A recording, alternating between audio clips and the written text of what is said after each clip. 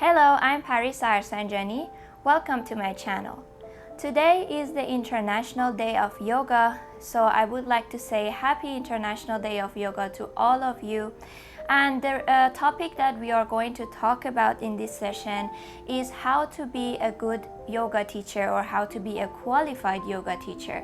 And actually I was thinking to make a video about this for a long time, especially that a lot of people ask me how to be a good teacher, how to start teaching and all of that.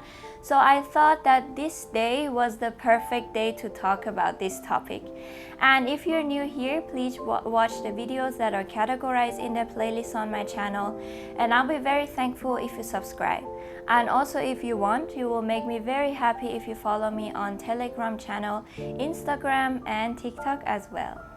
And before we start, I would like to quickly let you all know that I had a almost long break in my videos about uploading the videos, and it was like a technical problem which I explained already that what happened, and unfortunately I was not able to make videos. So from now on, fortunately the problems are solved, and I hope that this won't happen again so I can continue uploading video for you all regularly. The first thing I would like to talk about is being honest about everything. I think it's one of the most important things, and I've already experienced that feeling both as a student and as a teacher, because when you are honest with the person in front of you, you make them feel a lot better about everything that you're doing. For example, what I mean about being honest is when your student asks you a question, and if you don't know the answer, just be honest. Say that you don't know the answer.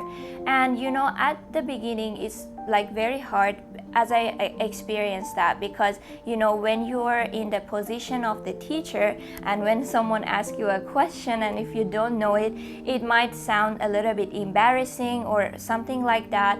But trust me, it's gonna get easier, and also your student will have a lot of trust in you for the things that you tell them. So I think it's very important to easily say that I don't know, and also you can actually do researches about whatever that you still don't know, so that's fine. But giving a wrong answer is just not right, you know. So the second thing about being honest is, for example, if you are not able to do a certain pose, like maybe your body is still not having the ability to do that pose, just be honest about that too, because one important thing is that knowledge is unlimited. Like, you cannot reach to a certain point where you say that, okay, now I have 100% of knowledge of something. It's never going to be 100%. It's always going to be something that you still can learn or you still don't know. So just be honest about whatever that you are doing, about your practice, about your answers and everything. It makes the student feel a lot better. And the second thing is having enough information about the anatomy of the body, or at least the basic information, knowing the fundamentals, because the body can actually be very strong, but at the same time it can be very sensitive. It's very important to know that what you are doing to the body, because if you do something harmful, then you might cause like serious injuries to your bodies or to the other person's body. So this is actually kind of related to the first thing I mentioned about being honest. So as you need to be honest about everything about the information when you say you don't know, also at the same time, if you don't know something, you have to make sure that you do enough research about it, because the body, like I said, can be very sensitive, and if we do something wrong to it, it's gonna be harmful. So this is also one important thing. The next thing is asking your student if they have any physical injury or not, because knowing the injury is very important. Sometimes we do some poses that could cause more injury to the body, and actually yoga itself is good for healing your mental and physical issues, but some injuries are very sensitive, so you have to make sure that if the pose you are giving to your student is going to be more harmful for their injuries or is actually going to heal them. So this is also one important thing that we need to pay attention to. And the next thing is being committed to your own way as a teacher and not pay attention to your students' impatience, because I've experienced some students are very impatient and they are so excited about learning the new or challenging poses, which is normal, and actually their excitement can make you excited as well. So it makes you feel like, wow, this student is very motivated, and it makes you feel like you want to teach them more. But that's actually wrong, because sometimes the body is not capable of doing some poses, and if you try to put pressure on the body, it could cause serious injuries. So make sure you are committed to your own way, thinking that, okay, I have to teach these basic poses first. So don't ever get out of that way, because like I said, it could cause serious injuries. The next thing is being too hard on your student. So at the same time that you are encouraging them to do more, to be better, to make progress, but at the same time you don't need to be too hard on them, because sometimes people are not able to do as much as you want. For example, maybe they are busy, or maybe they just don't like it, which is fine. So you have to understand your student, and you don't need to push them too hard, because I experienced that sometimes when you take things too hard, you actually don't even want to do it. So at the same time that you are encouraging them, but also try to take it easy on them. And the next thing, which I think is very important, is asking for permission of your student. For example, when you are doing yoga, you might think that, okay, the pose is not correct, or you have to adjust their pose, which is fine in that part, but maybe the student doesn't want you to touch them. So it's important to ask for permission. Can I adjust your pose? Can I touch you? I think it's important, because a lot of times, first of all, we don't know what the person went through. We don't know about their past. They might experience some traumas in their life, and us as a teacher getting close to them might make them feel a little bit like traumatized again, like reminding all the bad things for them. So before you ever do that, especially if the student is new, it's like you still don't know each other and there is still no intimacy or nothing. So some people just don't feel comfortable, and it's not always like a trauma necessarily. Some people just are not comfortable. It's about each person's personality. So the person may not feel comfortable for you to adjust their pose. So I think it's important to ask for permission before doing that. The next thing is being comfortable with criticism. And actually this one thing is helpful in all aspects of life, but in this video we are only talking about teaching and everything. So I think it's important to take the criticism from people, especially your students. There might be something that your student want to tell you about you, and maybe it's like something is not right about you as a teacher. So try to take the criticism even though you may not like it, which is normal. Don't have a shield in front of you, and take it and think about it. If you think it's logical, then it's time for making improvement in yourself. The next thing, which I'm saying this to you as a student, is being committed to your counting. This one is not very harmful. So what I mean is that some teachers consider 5 counts, some teachers consider 8 counts. I'm not talking about how many counts, but I'm talking about, for example, if you say hold the pose for 5 seconds, it's good if you can keep that 5 seconds. Don't make your 5 seconds 10 seconds. For example, maybe you as a teacher, maybe you are like distracted by something, or you are paying attention to one student and you forget that other students are holding the pose and they are counting the moments for you to finish counting so that they can come back from the pose. And like I said, this one thing is not harmful, but for me as a student, it would mean a lot to me if my teacher was committed to their counting. So if you say 5 counts, make sure you are just doing 5 counts. Don't make it longer, because it's a little bit, it makes the pose too challenging for the student. The next thing is knowing the difference between the wrong pose and imperfect pose as a teacher, because sometimes we might say a pose is wrong. So ask yourself, what does wrong mean? How do you define wrong? I think, in my opinion, wrong is defined as, for example, if the pose is doing in a way that can be harmful for the body, or the pose is doing in a way that will not give the actual effect to the body. So this means wrong to me.